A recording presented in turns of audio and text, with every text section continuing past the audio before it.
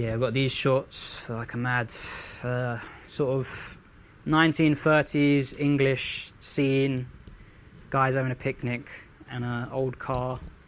It's kind of like the lifestyle that Ralph sort of draws a lot of imagery from. That's why I like these shorts. They're vintage, early 90s, made in USA. Really nice piece. In the past 10 years, Britain has seen a rise in the popularity of vintage and second-hand clothing. But this reclamation of second-hand clothes has been fashionable since the 1960s, where youth groups would wear old used garments. Since then, times have changed. New brands are now popular, and the youth of today look very different from the mods and hippies of the 1960s. Now everybody knows about reselling, and it's such an easy way to just make an extra, like, maybe it might be 50 quid, it might be 200 quid, but it's definitely an easy way to make some extra cash. Quick cash as well. Quick cash. There's certain looks that brands and styles that brands go through that they never recreate again. So if you want it, there's no option but to buy a second-hand piece.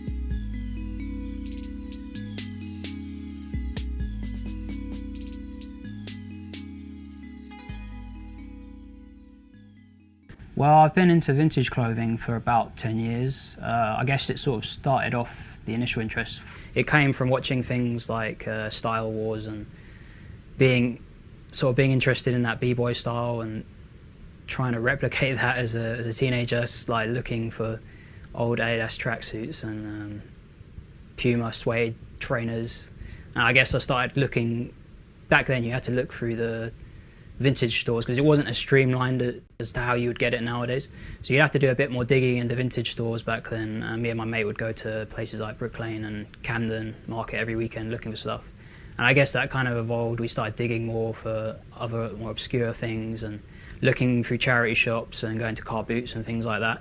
So eventually I found a Polo Bear t-shirt in a charity shop in Tottenham, which is very strange. It was a bootleg. I've got it here. There you go. It's a bootleg Polo Bear t-shirt with some writing on the sleeve, which is it's quite bad really. But it sort of exposed me when I looked it up and found there was a whole sort of a culture of collectors that looked for this sort of rarer stuff. Alright, so I've been selling these clothes on my website for about 5 years. But before that I was doing the exact same thing on eBay, but the fees are just mad, so I just cut that out. But I started originally on eBay when I was about 12, because I started skateboarding, started like Nike SB shoes, and I started buying and selling them on eBay. And then before clothes it was hats, so I found like 129 these Adidas snapbacks on eBay for 100 quid, bought them, then sold them all again on eBay each for £10 each. So that's like, what, over £1,000, 1,300. This is Ned and Milo, we're in Juice Cupboard. We've been doing it about 4 years together. I was originally on Berwick Street on my own, and I was just selling in my old polo because I had no money basically, and Ned was selling clothes in Portobello Market, and he contacted me. We were going to swap jackets. That's how we originally started talking, and kind of started doing it together. The sellers may have started from humble beginnings without owning shops, but the market is large, with plenty of room for growth.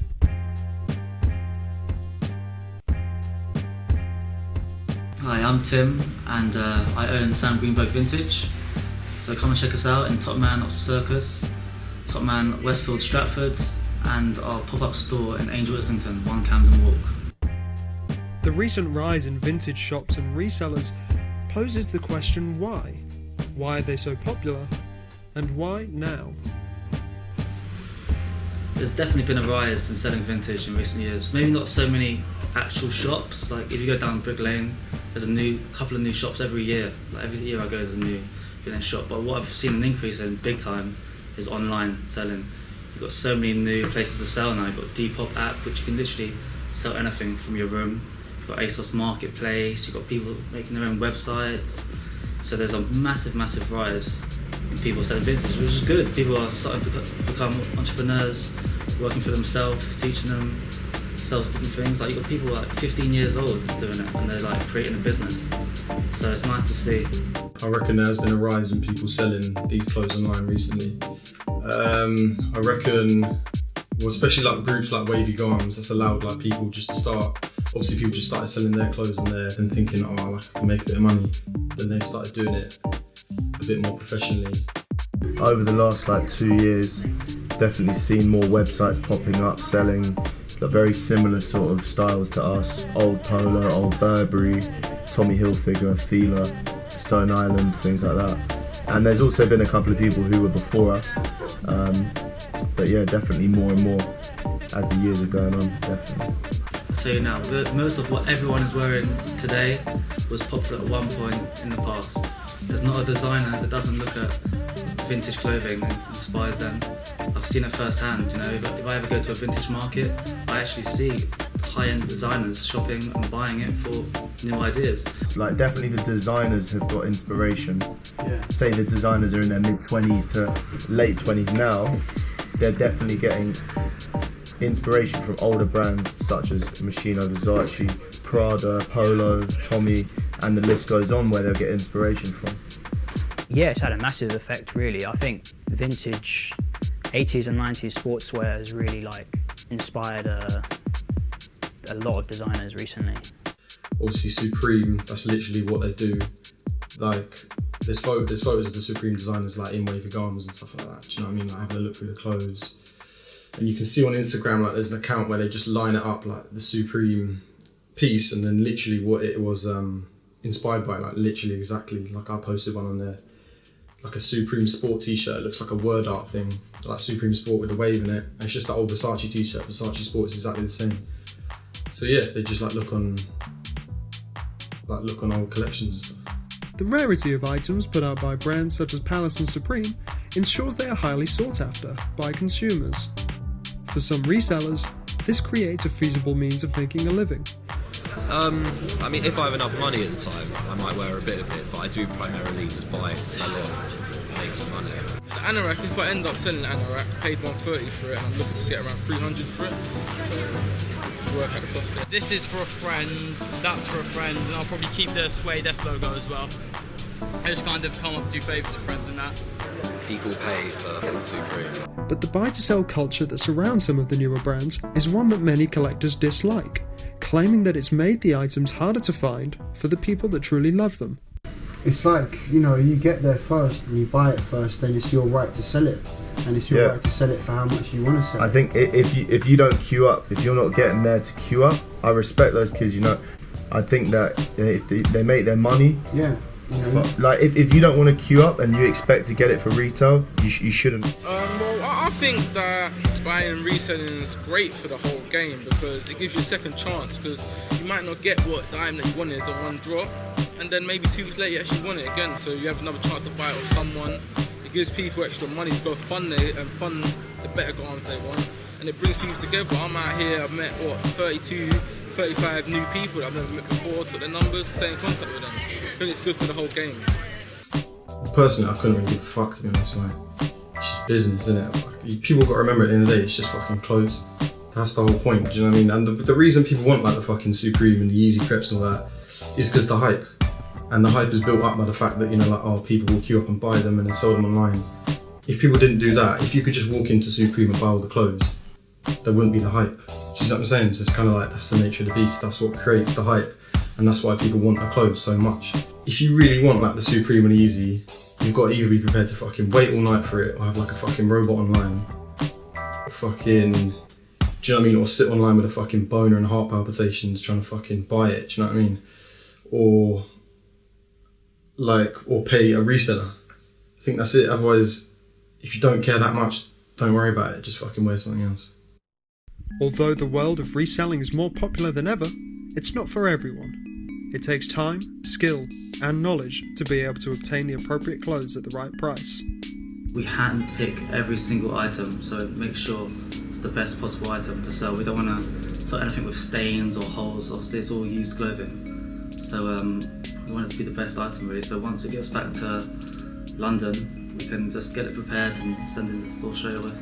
Somebody came into the stall a couple of months ago I think he was probably quite high on something, I'm not sure what. But he liked our stall because there were no fillers in the rails, which we didn't really get straight away, but he explained that there's no shit in the rails, everything's good. So it wasn't always like that. Yeah, it wasn't always like that, but we've definitely learned to be a lot more selective when we buy stuff. When we're buying, it's important not to buy stuff just for the sake of it now. Yeah, there's some people that are fully into the culture, and there's some people that just are learning about it, called news, basically. I reckon some shops go away, to be honest, like, it's not a big business, really, do you know what I mean? Like, it's an odd business, just selling, like, second-hand things, if that makes sense, rather than, like, if you owned, like, if you just had a clothing shop where you can just talk to the distributor, get the clothes, do you know what I mean? It's like an actual business model. I think I've always had a focus on quality over quantity. So I'd say like the rate at which I put stuff up isn't as high as other people maybe, but you can be sure that like the things that I put up are probably pretty special in terms of like how sought after they are or how important they were to the fashion really. Like it's about finding those artifacts that have sort of cultural significance or design significance. And I think people like having access to that sort of thing. I think nowadays they want the cut, like the curation, which is why I think it's important to have people who are more interested in quality over quantity, because you sort of have two types of vintage businesses. You have the ones that sort of buy in wholesale and just sell it all for very cheap, but you probably won't find too many gems in there. You're gonna have to dig through a lot of it, and that takes time, and time is money. So nowadays I think people want the more curated cut, which is where I think my website sort of comes in. Like if you want a rare polo piece or a nice bit of vintage North Face, something like that, I'm going to be there to provide it. All the resellers we spoke to were passionate about the items they were selling, and this is what set them apart from the average online retailer. What else? So I'm bare into films. My favourite actor is Leonardo DiCaprio.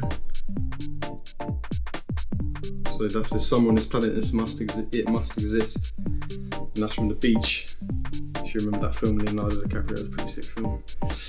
Still, there's that weird scene where he's like fucking, what is he on, like mushrooms or something, like running around. It's a bit booty, I don't know, but shopping Wood Green, what was it called, like New York Styles or some bollocks like that. I just went in there, he's just like, obviously, some old guys, and they were just selling like old streetwear, like FUBU and stuff. But they had bare stuff from like the 90s that just never sold. They were just like sending bollocks in there. So I used to just go and buy bare stuff off him. Bought like bin bag worth of Wu-Tang clothes, like mainly bootleg stuff, but it doesn't matter, it's still sick. So I had these fresh. It's the last one I've got. But like, it ended on a bad note because he said he was going to get me all these rap t-shirts and they were just fucking dead, bro. So in the end I owed him P and I just never paid him, and then the shop shut down. So I used to have to walk past his shop and just look the other way. I was never going to pay him that. So. Mysterious girl, Peter Andre. Actually just sold this today. He slept on this one. This was around for time. I wore this a couple of times. People were rating it every time. Just funny. Big up Peter Andre. Big up Katie Price. All of them.